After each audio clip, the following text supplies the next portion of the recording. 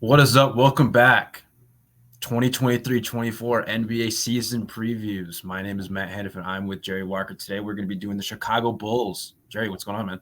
Not much, Matt. Excited to talk about the Bulls. Interesting season last year, a little disappointing, I'd say, but questions surrounding them this year again. How you doing though? I'm doing good, man. I'm doing good. Um, where do you want to start with this? Chicago Bulls. I mean, I'll say the big news last season, this offseason, is Lonzo Ball. Yeah, yeah. Lonzo Ball out for the whole year last year, out again. There was hope he was going to be back for this season. Then it was ruled that he's out again this season. There's that whole stuff with Stephen A. Smith of saying he can't even stand up out of a chair. See Lonzo doing one-legged squats in response. So it does look like he is getting better, but there's that concern, Matt, that I know there were rumors going around that Lonzo Ball's career might be over. And that was a big toll. That would take a big toll on the Bulls because there was that point 2 years ago where they were arguably, I think they might have even been the top team in the East for a month or so at that point. And then injuries hit, Lonzo Ball's injury hits, and they kind of fall by the wayside. But apart from that, last season made it into the play-in. They finished 40-42, third in the Central Division, 10th in the East. Then they had that crazy game against the Toronto Raptors in the play-in where they were down 19 in the second half, I want to say, came back to Yeah. win that. Then played your Miami Heat, and Heat were just too much, beat the Bulls, so just enough. But 3 minutes away from losing that game. yeah, then that was 3 minutes the away. season. Yeah. That one was definitely in Miami after Miami already lost the first playing against Atlanta, but we don't care about them. We don't talk about them. No. Well, I guess my first question for you is like, what was your scope of what happened this offseason with them? It didn't seem that eventful. I'll put it that way. There's a lot of re-signing players. Like Vucevic got 3 years, $60 million. They re-signed Andre Drummond, Ayu Dosunmu, Kobe White. The only other moves they kind of really made went out, signed Torrey Craig from the Suns, adds a good 3-and-D kind of piece, more on the defensive side than offensive, but just a little bit of depth. Drafted Julian Phillips from Tennessee, who that could be has some bright potential in his game. He could be a very dangerous player in the league at some point, but still, right now he's a rookie. He's going to be a very minimal role player. Only other addition I could really see that might have any impact on the team was Javon Carter, just because he played quite a bit for Milwaukee last season. And they lost Patrick Beverly, so adds in a little guard help, even though Beverly only played 22, 23 games last season. Yeah, for them at least. Yeah, exactly for the Bulls. So it wasn't exactly a crazy busy offseason for Chicago. It's very much a similar team to last year. Add one or two new faces, but I'm curious to see. My big question is Vucevic. I think he's been one of the more underrated centers in the past few years. Constantly seems to just get double-double after double-double, which I know you're supposed to as a center.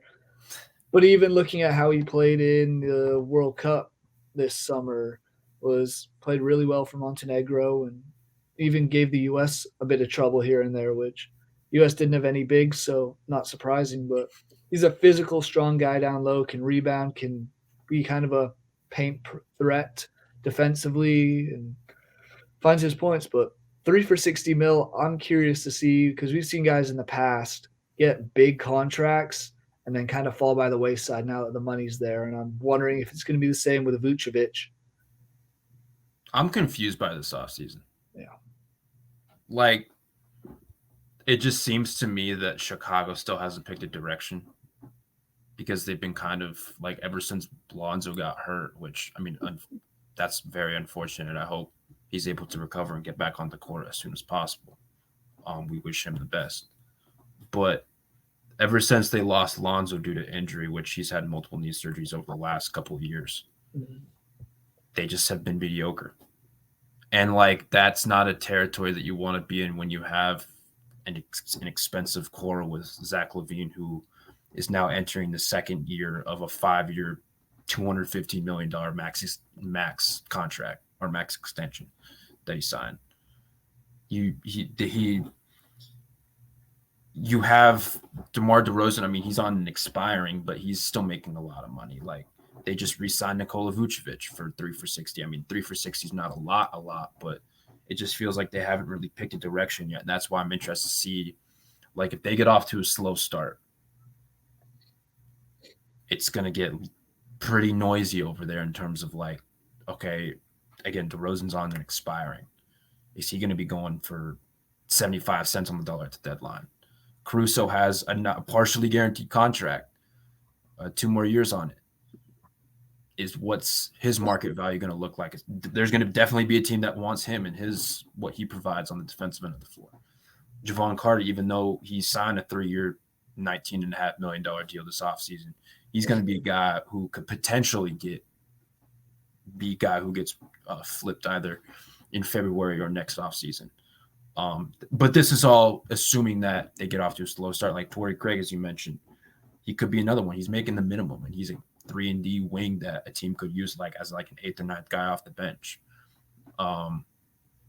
What does Vucevic's future look like? Like it just feels like a weird team to me. The thing I did like about them is they were, in part because of Pat Bev, they were the number 1 defensive team last year after the All-Star break. And they did make some improvements with adding Carter, with adding Torrey Craig.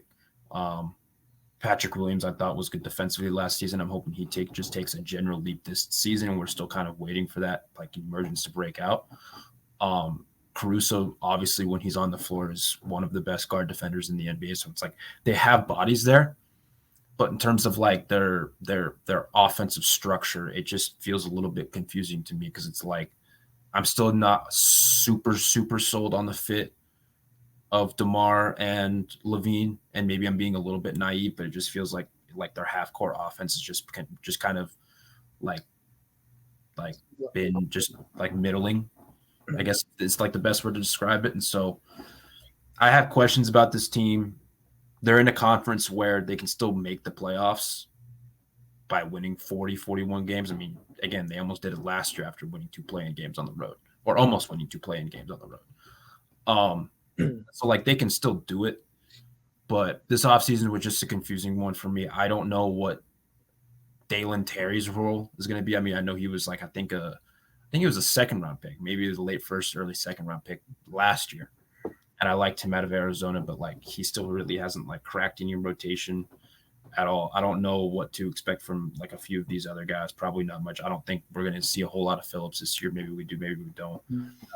I don't love their front court that much with Vucevic and Drummond. Just like they're both poor defensively, in my opinion. Although Drummond is like a really good rebounder. He's one of the better rebounders of this generation, but I'm not super duper high on this team. I like Kobe White. I like DeMar individually. I like Javon Carter, but I like Caruso. I like Patrick Williams, but just as like a team, I don't know how well they completely fit together, at least offensively. Yeah, it doesn't seem like they have an identity.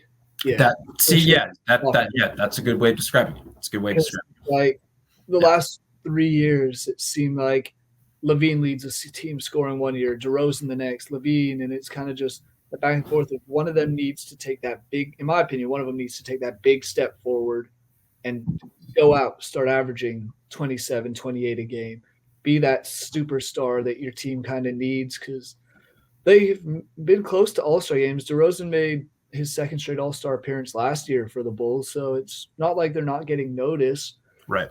Just as a team, they need someone to be the leader. Because I feel like that was maybe where Lonzo Ball was heading, was he was going to be the heart of the team, keep him going, kind of do that, and now he's out. So someone's needed to step up, and no one really has so far. Defensively, like you said, they have a lot of talent all over the court, often or guards, forwards. Getting the depth up with that helps, but my question is the offensive end. Because even Kobe White, there's that whole point guard discussion this offseason of, is it going to be Ayu? Is it going to be Kobe? Is it going to be Alex Caruso? And it looks like they're going with Kobe White as that starter, which that was my X factor in the preview I wrote, is figuring out the guard rotation and the guard depth. Because there's a lot of guys there, 4 of them, who played 70 or so games last season. Some of them started more than 35 games. Majority of them did. There's of the 4 or 5 guards. So it's finding those guys that are actually going to be there, whether it's Caruso stepping up off the bench like we saw him do in LA before, Kobe White actually taking over as the starting point guard and solidifying himself because he only started 2 games last season for the Bulls. There's going to be Javon Carter. There's going to be Ayo Dosunmu. Who's going to step up and how is Billy Donovan going to manage it? And don't get me wrong, I rate Billy Donovan pretty high as a coach. I think he's very good at kind of youngish teams. We saw him with OKC for a long time, but this is one where he needs to get something going this year. I think it's either that you make the playoffs and try and put a run together, do some stuff at the deadline, try and build up the team, or break it up after the season and see which direction to go from there. Or even midseason. Midseason, yeah. Like it's not out of the realm of possibility that like this is worst case scenario, but maybe worst case scenario is mediocrity and they lose DeRozan for nothing. Yeah, and I mean, I guess worst case scenario midseason would be like, yeah, let's actually like if they get off to this terrible start. I'm just like in my head, like if it's like 15-22 or something like that, or whatever the case is, it's just like we might be in a position where we can sell maybe for pennies on the dollar, but at least you're getting something instead of nothing. At least for like in DeRozan's case, maybe perhaps in Caruso's case, with his, I mean, I think they would fully guarantee his contract anyway. I think it's on the books for like 9 million, 10 million next year, but only like 3 million is partially guaranteed. Because these are the kind of guys, Caruso, DeRozan, even Torrey Craig you mentioned earlier, that they can turn a strong playoff team from a contender to a title favorite. Yeah. Those kind of guys that can just add that depth at both ends of the court, the 3-and-Ds, the perimeter stuff. It's that dangerous stuff. And I could see the Bulls being struggling early on. So could I. That's the part. That's like the problem. That's kind of why I brought it up. Don't know if you've looked at their stretch from November 28th to December 20th. Absolutely brutal stretch for them. They play at Boston, both home and away to Milwaukee, against the Nuggets, against the Lakers, who Lakers hit or miss, against the Pelicans, sometimes with Zion there, it's a completely different team, away to Miami twice, and at Philadelphia. Not necessarily in that order, but that is a brutal stretch. I could really see them losing, maybe winning like 2, maybe 3 of those games. And that could be kind of a point where, that's it. We're not contending with the big dogs. We don't really have a title shot. Let's break it up, start trading pieces around, and could see them falling by the wayside. It's not out of the realm of possibility. There's also a world where they do figure it out offensively, and like they are at least an above average offense and not a mediocre offense. At least like their half court offense was brutal to watch, and like they are a team that they take a lot of mid-range shots and not a lot of threes, at least if I could remember correctly in the half court. And like, you just can't win many basketball games in today's day and age if you're not shooting and making a ton of threes. Like that's just not, unless if you're just that good defensively, which again, Chicago, like they have some defensive structure at the point of attack with Caruso, with Ayo, who might be the one who takes that step up in his third year. With Javon Carter, with Patrick Wood, like they have guys who can defend, and like I thought Billy Donovan did a good job of having them buy in like as a team defensively, especially when Patrick Beverley came. I mean, this team finished fifth in defense. They were the number 1 team defensively after the All-Star break. Like that's not nothing. So I think they did a good job like team defense and kind of covering up for each other. For guys who are a little bit less deficient defensively or a little bit more deficient defensively. It's like maybe there's still something there where it's like they find a way to win those games, to do well in that stretch, just based off like their defense and like mucking it up a little bit in the half court and taking care of the ball. This team, but the thing I do worry about this team is because they were like, they were a very good defensive team, but this team was also like a bottom 5, bottom 6 team in rebounding.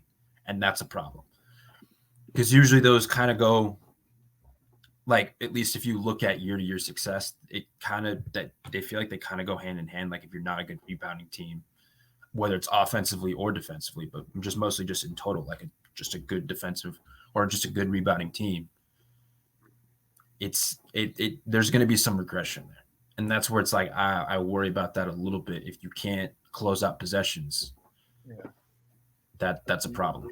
Looking at the stats last year, Vucevic averaged 11 rebounds. He's going to do that. He played all 82 games. That's something else that hard to knock him for his performances. At some points, he is the only one that played all 82. So, but after that, there's a guy on Andre Drummond who had 6.6 rebounds. He only averaged 12 minutes a game. So outside of those two, more minutes than Andre Drummond. No. I mean, that's what I'm saying. It's just saying like that's the only other rebounding option you have. It's not like Patrick Williams is getting rebounds. He's kind of on the smaller side for a power forward. Yeah. We're not seeing DeRozan fighting for him, Zach LaVine fighting for him. It's kind of that point where it's either Vucevic or Drummond get the rebound or the other team gets the rebound, whether it's second chance points or taking the ball and going the other way with it. Not a good look for the Bulls and something that they need to improve on because there's some good rebounding teams out east, especially in that Central Division. Milwaukee alone. Yeah, and that's where like Lonzo. Yeah, he's a very good rebounding guard. Yes, he was. He's one of the best rebounding guards probably in the league. Like I think that's one thing that doesn't get talked about enough, and he deserves a lot more credit for that. And maybe there's some correlation to that. I don't know. Where do you think this team finishes at season's end? I honestly, with that hard stretch and kind of all the stuff we've talked about the offensive difficulties, I think it's going to be a stepping back year for him. Okay. Not by much. They were 40 and 42 last year. I have them finishing a game back 39 and 43.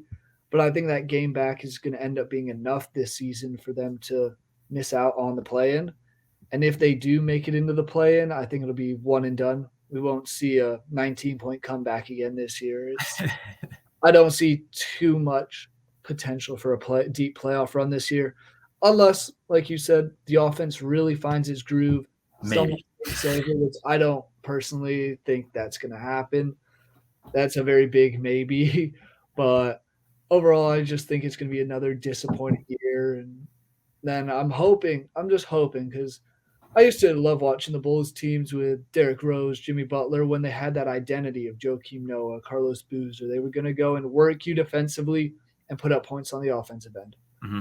Now they're working you defensively, but they're not scoring, so they're losing low-scoring games. But I want to see an identity get back here because I think it would be – they have some fun players, and especially some young guys that could be entertaining to watch at times. It's just they need to do something to get everyone on the same page. Hopefully, if it is a rough season, blow it up midway point. It's going to be an interesting trade deadline for the Bulls. They're going to be one of the teams one way or another that's going to be buying or selling. It's not going to be like they're sitting around doing nothing, I wouldn't think.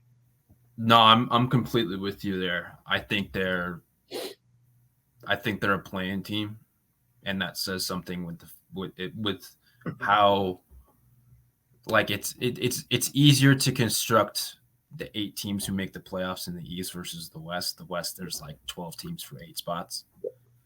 In the East, there's not that much, or at least not as much. But I think I agree. I think they're a playing team. Again, I do have the worry in the back of my mind that this team will get off to like a slow-ish start, and they'll kind of be sitting there like looking at each other like, wonder if I'm going to be here much longer. And so that's where it's like it might be just for the better. Like I don't know what their pick situation looks like. I don't remember if they have like a first round pick this year or if it's like protected or anything like that, but they might just be incentivized to just blow it up. Yeah, I don't think they do have a pick next year. I think they traded it to the Blazers. Let me double check. Wasn't that the Lauri Markkanen trade? Okay, that might be. So they might not be 14. incentivized then.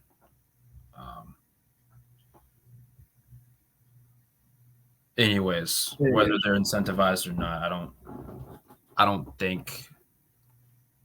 Oh, no, they did get one from Portland. They have. So wait, they have a first rounder from Portland.